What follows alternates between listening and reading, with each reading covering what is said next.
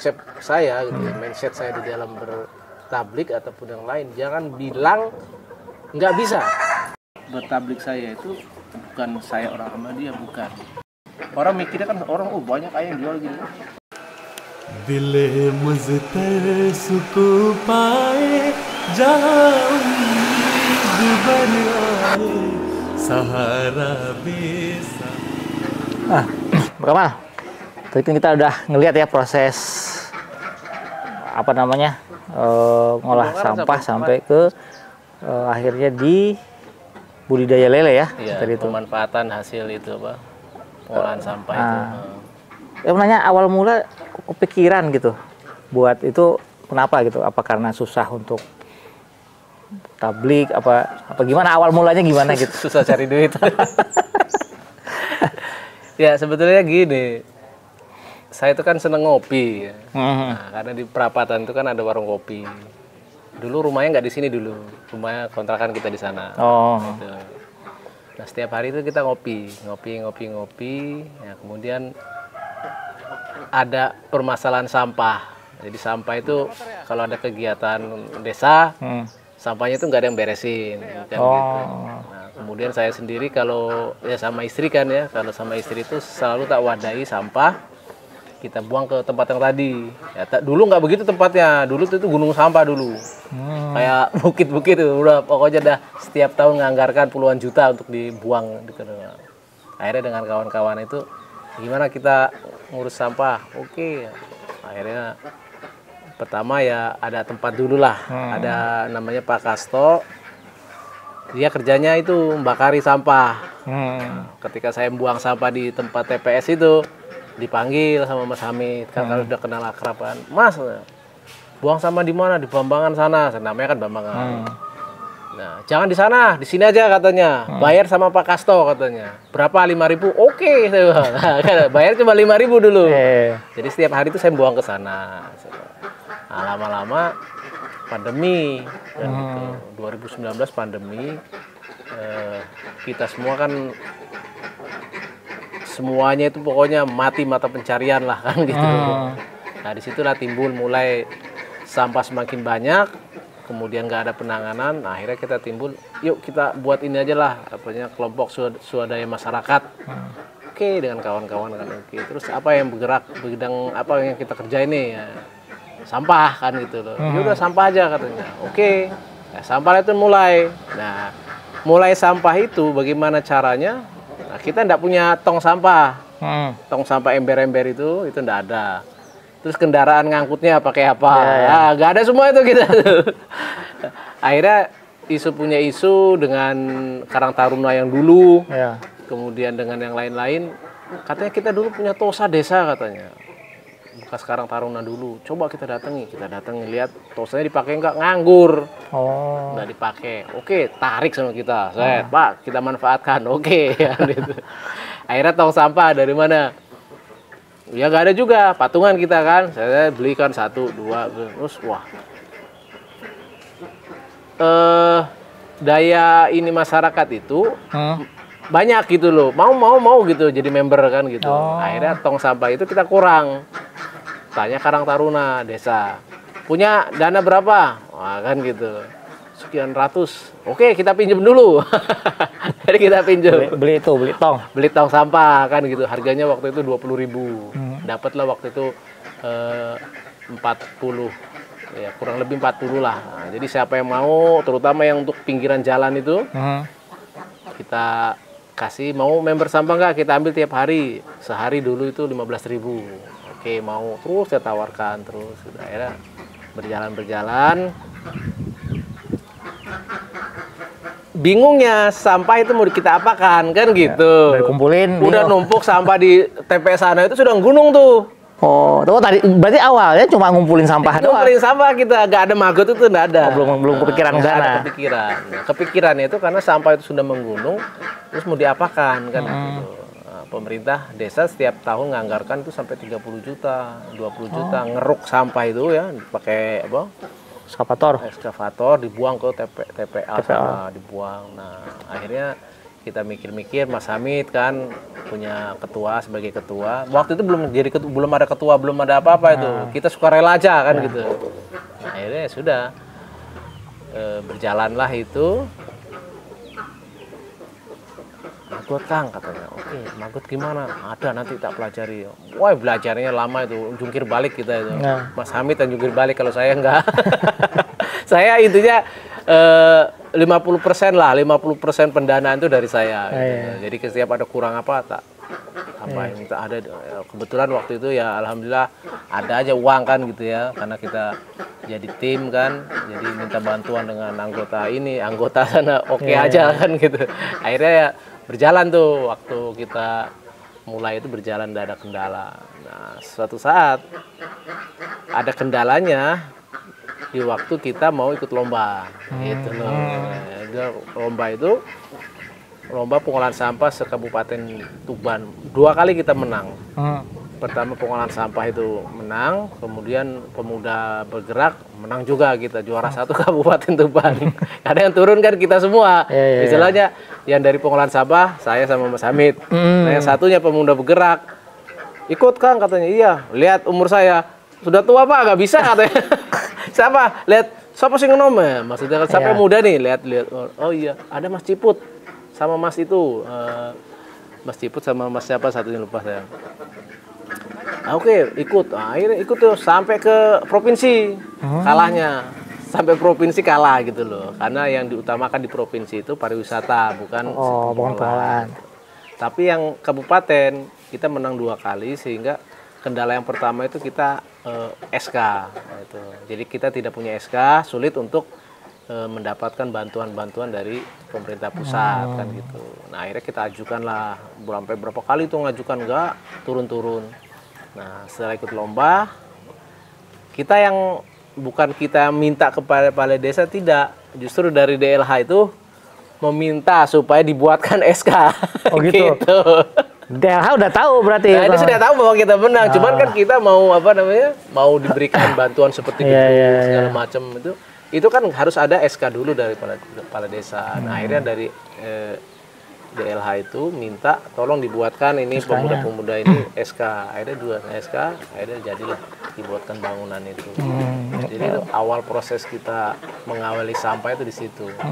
Akhirnya sampai sekarang ya alhamdulillah sudah berjalan 5 tahun, kurang lebih 5 tahun. Kemudian yang bekerja juga dari gaji 500, 800 per bulan. Ya pokoknya tenaganya sukarela aja kita. Pokoknya kemaslahatan intinya gitu ya. Saya tekankan terus sama Pak Hamid, kita kemaslahatan, jangan mikir gaji. Saya bilang nanti kalau gaji mah ya ada aja sendiri. 500 nambah member, setiap nambah member itu yang kerja kita tambahin. Tambahin. Nah, sekarang alhamdulillah sudah ada 500 lebih member, itu semua total di desa, ditambah dengan yang di seluruh kecamatan. Karena kecamatan kan kita dipercaya itu 4 kecamatan sekarang. Jadi di beberapa sekolah-sekolah, pasar-pasar itu yang ngangkut kita pakai mobil kompaktor itu. Ekskavator. Kompaktor. Kalau ekskavator kan yang ngeruknya, yang ngangkut pakai yang biasa ngangkut sampah gitu ya. Nah, sekarang kita itu mobil itu dari DLH juga. juga ya sih. Nah, jadi kita dikasih itu karena kenapa? Dari kita itu jadi contoh sebetulnya. Pengolahan sampah di sini kita di Tuban itu jadi contoh pengolahan sampah yang berhasil dalam mengelola sampah organiknya.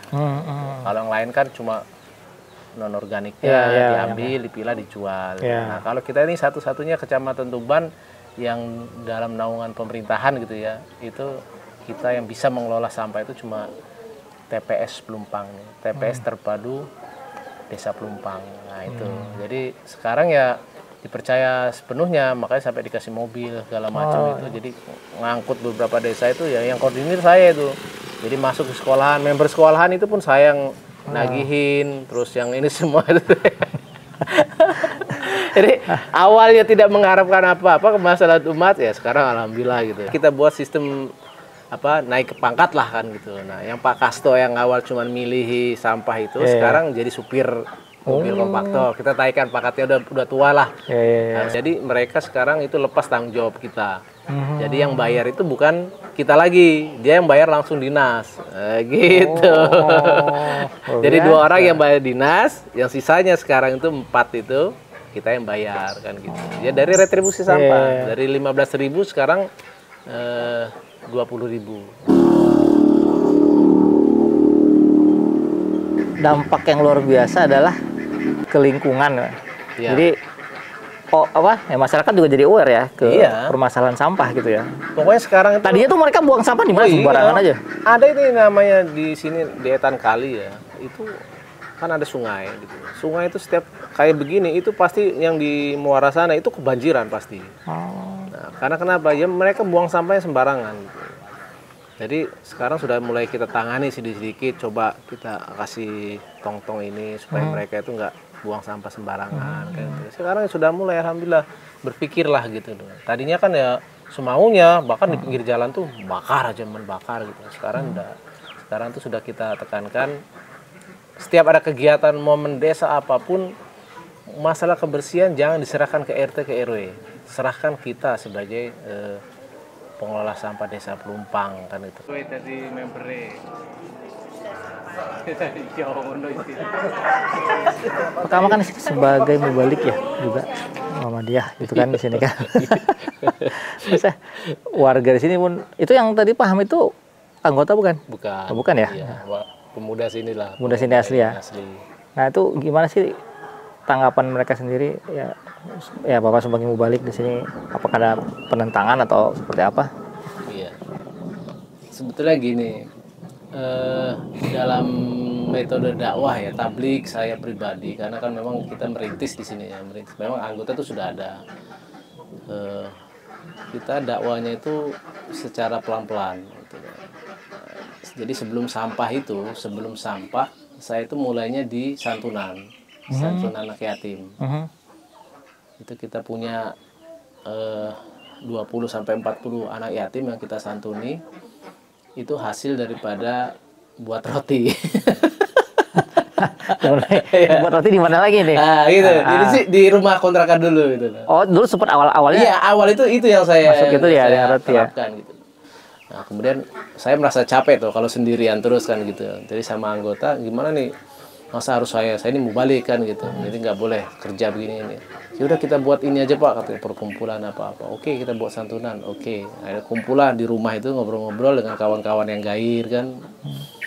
Ya kita buat santunan aja, apa namanya kan gitu. Akhirnya namanya Berkat Pitu. Oke, Berkat Pitu. Terus hasilnya dari mana? Untuk nyantuni anak yatim itu uangnya dari mana? Iya. Nah, kita gunakan sistem koperasi.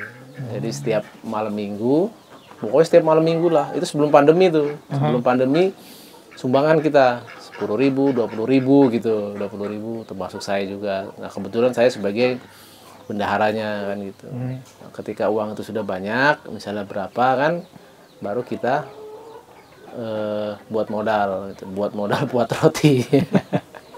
Nah, dari hasil roti itu setiap bulannya kita santunin gitu, kumpul. Wah, itu udah terkenal itu sini. Hanya berapa RW lah yang belum terlaksana gitu karena kena pandemi kan gitu. Nah, dari kawan-kawan yang 5-7 orang dari kita jemaat 3, sisanya 4 itu sudah tahu bahwa saya orang Ahmadiyah. Jemaat itu sudah tahu. Nah, sering kalau pengajian malam minggu itu ya saya tablik terus kan gitu Pak. Tapi secara umum lah, maksudnya ketika mereka berbicara tentang Ahmadiyah ya kita rem sedikit. Tapi mereka selalu bertanya kan gitu. Nah, kalau untuk Mas Hamid sebagai ketua di pengolahan sampah itu, ya itu kan dia sudah cerita awalnya itu kenal dia itu ketika mutasi sebetulnya. Awal mutasi ke sini. Awal mutasi ke sini, saya kan minta bantuan anggota sini, tolong cari angkut sampah gitu, ngangkut barang-barang. Nah, ada tetangga waktu itu Pak Haji Tauhid sibuk, dia enggak mau, akhirnya nyuruh Mas Hamid ini. Awal kenal pemuda desa sini itu dia, sampai sekarang akrab gitu. Sempat dulu nanya sama istri waktu kebawean, nanya istri juga tablik kan gitu. Bapak Kamal di sini lama enggak, katanya? Tergantung tugas kan gitu dari Ahmadiyah kan gitu. Terus dia tahu, pada dasarnya mereka tuh tahu, cuman mereka itu nggak terlalu apa istilahnya ya, cuek lah gitu, artinya saya bodoh lah gitu. Tapi mereka juga memperhatikan setiap gerak-gerik saya itu diperhatikan. Sampai dulu saya jadi imam musola di situ. Itu 2-4 tahun saya jadi di situ. Sebelum saya pindah di sini, saya jadi imam musola di situ. Imam musola makom di situ, makom Mbah Wali namanya. Jadi setiap sholat itu saya di sana 5 waktu saya yang imami. Jadi mereka kan sudah tahu, oh ya ternyata Islam juga kan gitu. Oh ternyata bacaannya mungkin lebih baik atau gimana. Terawih itu saya terapkan terus itu secara itu. Sampai sekarang ketika di pengolahan sampah ada ini kan orang yang kerja tadi namanya Pak Salim, Pak Agus. Nah itu kan mereka orang pondok semua. Nah, ketika berbicara masalah agama, mereka cenderung ke saya gitu loh, karena kan saya selalu memberikan motivasi dalam sisi agama. Nah satu saat itu kan kerja ikut saya tuh, bukan bangun jebol tembok kan gitu. Nah, ketika gajian ke rumah kan lihat tembok, wah ini kan ada foto Khalifah. Nah, Khalifah, ini yang itu Pak ya? Iya, saya bilang. Wah katanya ini Bapak ini ya katanya Ustadz ya. Bukan, saya bilang bukan Ustadz. Jadi saya bisa bercandain. Jadi gaya bahasa tablik saya itu bahasa. Terus ada lagi Pak Salim juga gitu. Ketika main kan gitu, datang dia baca. Ini Syekh itu Pak ya. Syekh. Oh iya baru paham. Dari situ mulai sering saya tabligi, sering main ke sini saya tabligi sampai dia punya usulan Pak ada tanah perhutani ya, ada tanah perhutani itu bisa lah untuk ditanami jagung sekian katanya, kalau ada uang katanya biar saya yang ngurus kan gitu. Akhirnya tak survei, tak lihat berapa biayanya Pak, sekian, waduh lumayan ya. Akhirnya saya usahakan tuh, cari modal, saya belilah tanah itu, bukan beli maksudnya ganti biaya tebas lah ngurus gitu. Akhirnya sampai sekarang dia yang ngurusin. Nah, akhirnya berkesinambungan sampai sekarang. Jadi setiap itu kita tabligh, termasuk Pak Rafiq itu tabligh, kita kasih Al-Quran, butuh kan punya anak murid ya santri butuh Quran, Iqra itu kita kasih, juz amma kita kasih, Quran juga kita kasih. Jadi ketika ada kebutuhan untuk pengajian anak-anak, saya bilang Pak Salim tolong jangan kemana-mana, saya bilang kalau butuh Quran, butuh apa ke saya bilang, enggak dari dulu ke saya bilang, ya kan kenal sama Bapak baru sekarang kan gitu. Ya ini jalannya Pak kan. Saya sampai aja gitu. Jadi kalau ada butuh apa-apa, ya ke saya Pak, butuh ini Pak. Oke, kirim. Jadi Quran apa namanya? Ya selain membantu dalam hal apa? Tadi kebersihan, perekonomian, ya juga dalam pendidikan juga kan, pendidikan ya Al-Quran anak-anak juga. Sempat saya bilang ke Pak Salim kan di sana dia Mbah, panggilannya Mbah kan, karena memang guru ngaji ya. Bagus tuh orang pendidikan kok, maksudnya orang pesantren kan, kitab-kitabnya ya banyak kan gitu. Karena sempat saya bilang Pak Salim kalau anak-anak butuh kurang tenaga kan, nanti ya saya yang ngajar sebenarnya, mau anak-anaknya kah atau yang baru yang sudah bisanya secara ilmu tajwid nanti saya ngajarin. Oke Pak, siap. Nah, tempo hari pernah saya ajar beberapa kali tak ajar kan mereka.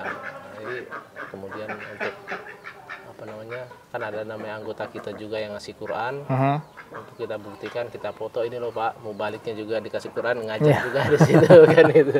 Jadi ada ininya gitu lah, namanya kepercayaan mereka terhadap kita. Kemudian waktu kapan itu jalan-jalan di kebun binatang Surabaya, Bonbin, itu semua tak ajak gitu yang pun. Ayo bilang, nggak usah mikir-mikir, saya yang biayain. Itu dari anggota nih. Iya, kalau yang itu bukan, ada donatur. Ada yang juga, insyaallah. Untuk yang lain-lain tuh ya dari hasil magot ada.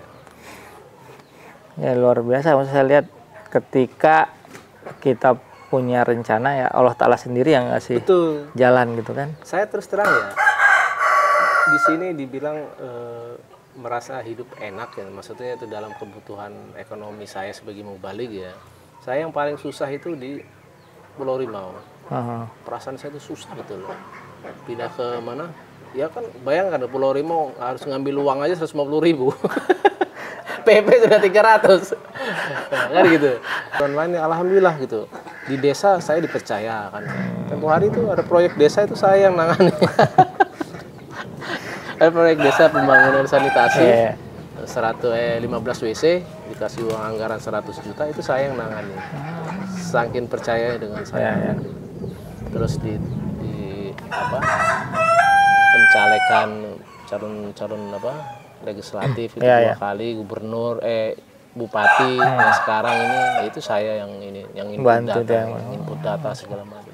Dan uangnya itu enggak, saya sudah janji dengan istri sama anak, ini uang untuk ini bukan untuk kalian, tapi kalian tuh dari loan. Kalau ini untuk operasional saya kerja, untuk mereka, untuk rapta lah segala macam. Jadi sudah saya pakai. Jadi ya itulah keberkatannya itu ya. Keberkatan dari Allah Ta'ala yang berhikmat. Kenikmatannya mungkin di situ ya. Betul. Nah, ini untuk motivasi juga untuk bukan hanya mubalik menurut saya. Dimanapun kan jemaat itu ada ya, apa namanya, ya mau anggota mau pengurus. Menurut saya kalau kita cuma beralasan susah untuk menyampaikan ya pesan-pesan Allah Ta'ala ini, nggak akan ada kemajuan gitu kan. Apa sih mungkin apa namanya ya, motivasi gitu loh untuk apa namanya saudara-saudara kita di luar sana, bahwasanya Allah Ta'ala kan selalu kasih jalan gitu. Perasaan saya itu tidak ada sulit gitu ya, bukan hanya mau balik atau anggota gitu ya. Yang penting kita itu mau bergaul gitu aja. Kuncinya di situ. Ketemu anak-anak, tegur kayak lihat tadi kan anak-anak kita tegur, ketemu bapak-bapak lagi amun kambing tegur. Orang ngadu ayam mau lihat kita ngadu. Saya sampai dibilang waktu ngurusin sampah itu. Jadi anak-anak kawan-kawan Pak Kasto manggil saya kan Yai. Gak pantas sampean ngurus sampah itu, gak pantas. Betul gak pantas, karena mereka juga menghargai saya gitu loh. Masa ya orang seperti saya kok ngurusin sampah. Mereka tuh sebenarnya sudah secara fisik tuh ngelihat saya bukan tempatnya saya di situ gitu. Mereka sudah tahu gitu loh. Nah, akhirnya ketika kita mau bergaul, mau terjun ke lapangan, itu mudah, jalan itu ada gitu. Jadi apapun itu bisa dijadikan bahan untuk bertablik, apapun bisa gitu. Enggak mesti apa katanya harus ada dana, itu enggak mesti gitu. Enggak mesti. Saya loh waktu di Bawean itu UMK DKM saya nggak pernah pakai 2 tahun. Jadi ketika ini 1 tahun, waduh nggak ada nih, nggak ada uang untuk kamu. Baru saya ajukan 1 tahun, baru diganti, alhamdulillah kan besar. Jadi buat yang lain-lain kan gitu. Sebetulnya intinya itu ya seperti kata peribahasa, di mana ada jalan, di mana ada kemauan, di situ ada jalan. Ada jalannya. Jadi jangan pernah kita berpikiran nih konsep saya gitu ya, mindset saya di dalam bertablik ataupun yang lain, jangan bilang nggak bisa. Tapi bilang belum bisa. Karena kenapa? Suatu saat itu akan kita jalani. Bayangkan, saya di roti itu berhentinya itu berapa 15 tahun lebih saya. Dari mulai masuk jamiah. Gitu. Itu kan nggak pernah ngapa-ngapain lagi, walaupun di jamiah sering buat donat apa. Itu berhentinya jauh betul kan gitu loh. Nah, di sampah juga saya nggak pernah berpikiran ngurusin sampah gitu. Ternyata kan di jamiah juga memang kita pikirkan dulu ya kan, cari rongsokan, jual rongsokan. Ternyata semua itu bisa kita tujuan utama sebenarnya buat bersih-bersih ya kan. Tujuannya itu. Cuma ya yang mengiringnya juga ada.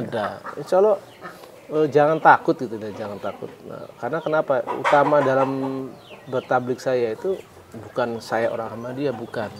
Bahwa saya adalah orang Islam. Tunjukkan kita itu Islam yang baik ya, tunjukkan kita itu betul-betul menjalankan agama gitu. Baru orang tuh akan lihat, oh ternyata begini. Sampai sekarang tuh kalau dibilang kerja saya apa ya, memang kerja saya tablik dari dulu. Cuman ya lemahnya saya itu tahu sendiri. Pokoknya di warung kopi nongkrong ngobrol, warung kopi di Bawean juga gitu, warung kopi ngobrol. Jadi orang tuh kok begini orangnya. Karena kan Islam itu sebenarnya bukan di omongan ya. Menurut saya Islam itu ya di sikap gitu, di perilaku kita. Nah, itu. Ya kan orang akan melihat kita Islam atau tidak ya dari sana gitu. Betul. Jadi karena di sini yang saya rasakan untuk terutama di Tuban lah khususnya, itu yang dilihat tuh bukan apa namanya rajin ibadah atau bukan, sikap itu tadi, sikapnya orang tuh baik segala macam, itu pasti orang tuh dilihat percaya lah kan itu. Saya jadi dipromosikan jadi kiai ada. Lucu kan. Jadi wah ini katanya bakal jadi kiai ini katanya. Sampai saya ketemu orang peramal gitu, lucu kan. Ketemulah kawan-kawan, terus mau salaman kan, mau pergi atau apa.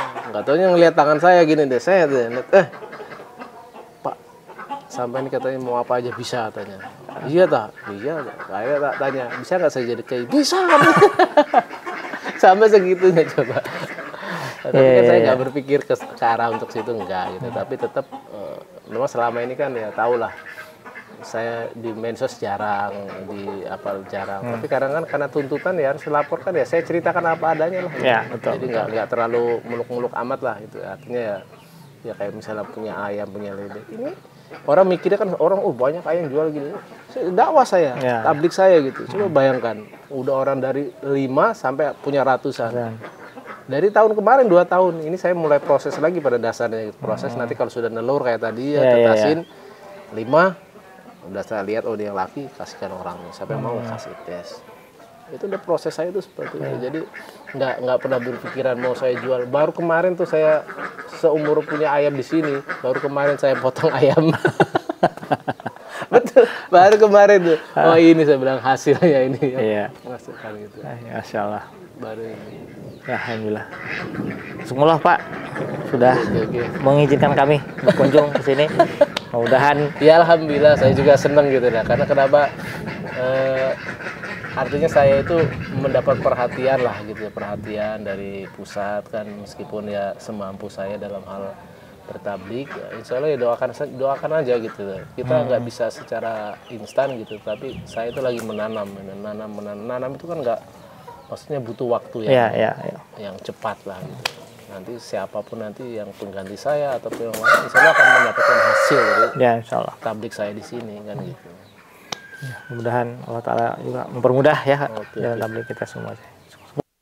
दिल मुज़तर सुकून पाए जहाँ उम्मीद बर आए सहारा बेसहारा